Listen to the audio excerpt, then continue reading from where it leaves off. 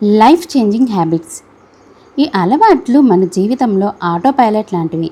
మనం ప్రతిరోజు తీసుకునే స్మాల్ యాక్షన్స్ వల్ల కాలక్రమేణా భారీ మార్పులకు దారితీస్తాయి.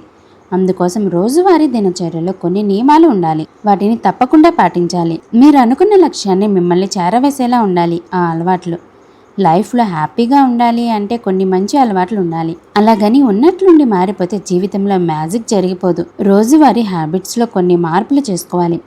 అలాంటి వాటిలోనే కొన్ని హ్యాబిట్స్ గురించి ఈ వీడియోలో తెలుసుకుందాం. Number 1, morning mindfulness. 10 నిమిషాలు ధ్యానంతో రోజుని ప్రారంభించినట్లయితే పని మీద ఏకాగ్రతను పెంచుకోవచ్చు. అలాగే ఒత్తిడిని కూడా తగ్గించుకోవచ్చు. అలాగే రోజంతా ప్రశాంతమైన వాతావరణాన్ని కల్పించుకోవచ్చు. Number 2, sleeping time. ప్రతిరోజు 7 నుంచి 8 గంటల నిద్రపోవడానికి ప్రాధాన్యత ఇవ్వాలి. తక్కువ నిద్ర వలన దాని ఇంపాక్ట్ అనేది ప్రతి దాని మీద ఉంటుంది. జ్ఞాపక శక్తి, రోగ నిరోధక శక్తి, అలాగే మానసిక శక్తి మరియు అలాగే బరువు విషయంలో కూడా దీని ప్రభావం పడుతుంది. Number 3, eat clean. పూర్తిగా ప్రాసెస్ చేయని ఫుడ్ని తీసుకోవడం అంత మంచిది కాదు.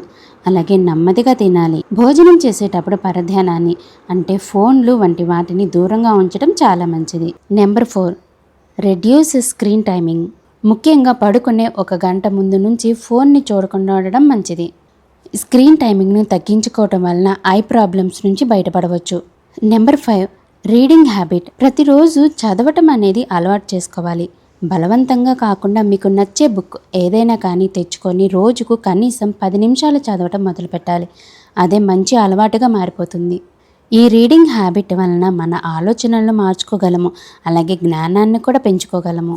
Number 6, move daily.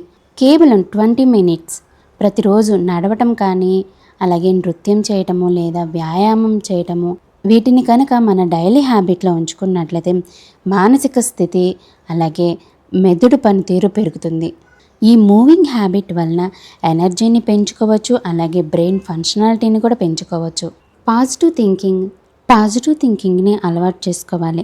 ప్రతి విషయంలో మంచి చూడాలి. నెగిటివ్ ఆలోచనలు వచ్చినా వాటి నుండి తొందరగా బయటపడగలగాలి. అలాగే వాటితో పాటు మరికొన్ని, ఎవరికైనా ఏదైనా అవసరం ఉంటే మనకెందుకులే అని పక్కకు వెళ్ళిపోకుండా మీకు చేతనైనంత సహాయం చేయటం చాలా మంచిది. మెయిన్గా ఎదుటి వ్యక్తి నుంచి ఎక్కువగా ఆశించడం మానుకోవాలి. ప్రతిరోజు కనీసం అరగంట అయినా కానీ ప్రకృతితో గడపాలి. మీకు దగ్గరలో ఉన్న పార్కుకు వెళ్ళడం చాలా మంచిది. Last 1, reflect and reset weekly. వారానికి ఒకసారైనా 15 నుంచి 30 నిమిషాల వరకు మీ హ్యాబిట్స్ని, మీ గోల్స్ని అలాగే మీ ఫీలింగ్స్ని రివ్యూ చేసుకోవడం చాలా ఉత్తమం.